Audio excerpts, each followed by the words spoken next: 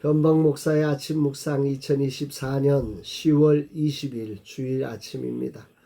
오늘은 레위기 8장 1절로 9절 말씀을 통해서 제사장의 소명에서 배우다, 이런 제목으로 말씀 묵상의 은혜를 나누겠습니다. 주일을 준비하는 날, 어머니 추도 예배를 어제 드렸습니다. 첫 번째로 각 가족별로 예배를 준비해서 드릴 수 있도록 했는데 너무 소중한 예배가 되어서 행복했습니다. 어머님을 통해 복음의 씨앗이 퍼져서 온 가족들이 구원을 받고 손주들까지 50여 명 가까이 구원을 이루었음을 고백하는 시간, 얼마나 감사하던지요. 역시 말씀의 씨앗이 가진 능력이 얼마나 놀라운지를 분명히 알게 되는 시간이었습니다. 주님 영광을 받으소서. 진정 믿음의 명문 가정으로 세워져 가게 하옵소서. 예배를 마치고 바로 작은 어머님이 계신 곳으로 온 가족이 함께 달려가 음식을 준비해서 작은 어머님을 섬기는 시간을 가졌습니다. 형제들이 함께 모여 이웃을 사랑하는 소중한 시간으로 섬기고 집으로 돌아오는데 주일을 준비해야 하는 체력적 한계를 어쩔 수 없이 느꼈지만 마음이 행복했습니다.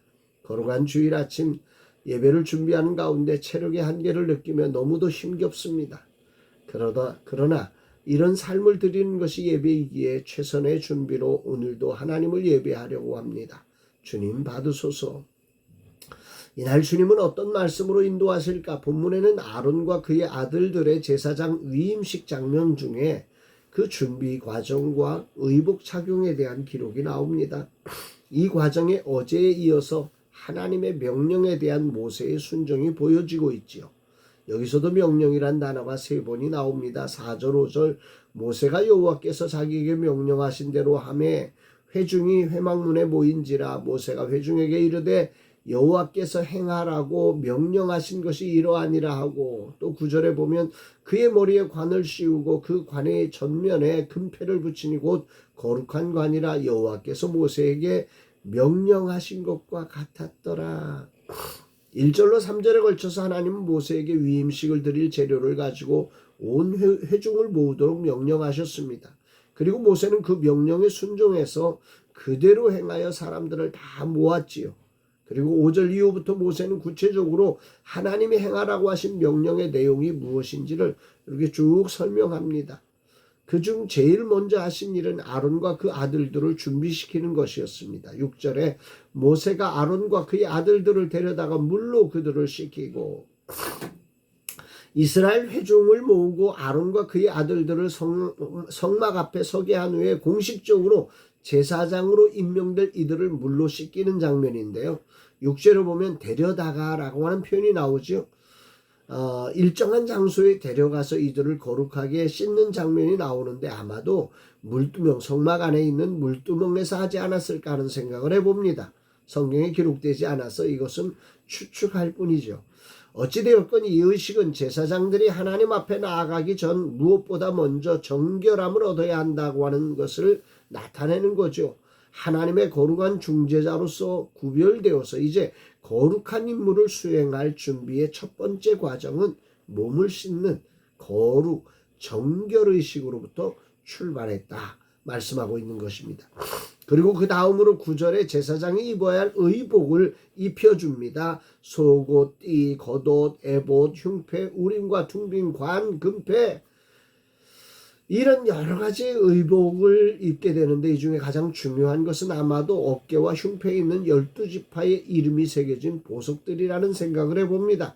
이것은 제사장이 중재자로서 백성들의 죄를 대신 속죄하고 그들의 삶을 하나님의 판단, 즉 하나님의 뜻에 맡기는 것을 상징적으로 보여주는 행위다. 그래서 어깨에 12지파의 보석, 이름이 새긴 보석 12개를 담고 또 가슴 흉패 아래 12개의 보석을 담아서 이스라엘 지파의 이름을 다 새겨서 그 이스라엘의 지파를 가슴에 안고 어깨에 짊어지고 나아가 속죄제사를 드렸던 제사장의 모습을 상징적으로 보여주고 있다 생각됩니다.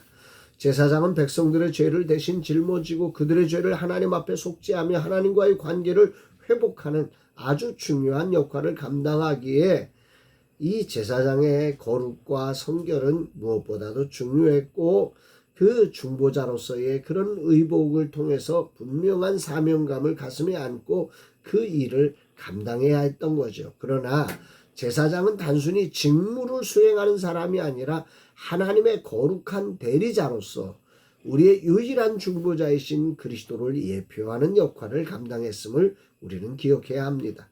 거룩한 주일 아침 이런 제사장의 역할에 대해 큰 울림과 도전을 받습니다. 내 삶의 거룩과 정결의 중요함을 다시 한번 깨닫고 다짐하게 됩니다. 진실로 죄와 싸우되 피 흘리기까지 싸워 이겨야 함을 다짐하게 됩니다. 늘 부족함 투성임에도 불구하고 이날까지 기다려주시며 나를 주님의 모습으로 조금씩 변화시켜 가심을 허용해 주시고 용납해 주시는 주님의 사랑과 은혜에 진실로 감사와 찬양과 영광을 올려드립니다.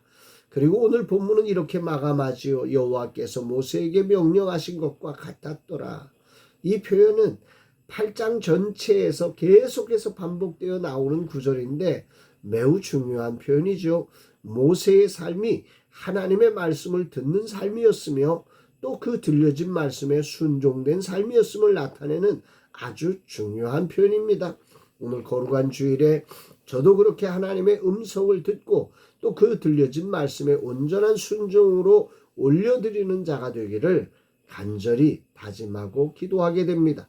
주님, 이 종의 귀를 열어 주님을 듣게 하시고 또한 들려진 말씀에 그 어떤 가감도 없이 온전한 순종으로 주님을 따르는 종이 되게 하옵소서. 이 거룩한 주일 오직 나의 주인 되신 주님만 영광을 받으시되 이 종이 진실로 중보자 되신 주님의 뜻을 이루는 자로 쓰임받게 하여 주옵소서 고백합니다. 사랑하는 여러분, 이 거룩한 주일 아침에 여러분들은 어떠십니까? 정말로 여러분들의 삶이 정말 귀가 열려 주님의 소리를 듣고 그 들려진 말씀에 온전한 순종으로 가감없이 주님을 따르고 계십니까? 우리의 온전한 중보자 되신 그 주님의 은혜를 누리는 자는 명심해야 될 것은 그분의 음성에 귀를 기울이며 그 음성을 따르는 정말 명하신 대로 순종하였더라.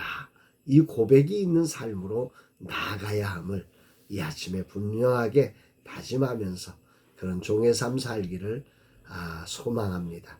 사랑하는 여러분들에게도 그런 복된 삶이 이루어지기를 주의 이름으로 축복합니다. 사랑합니다.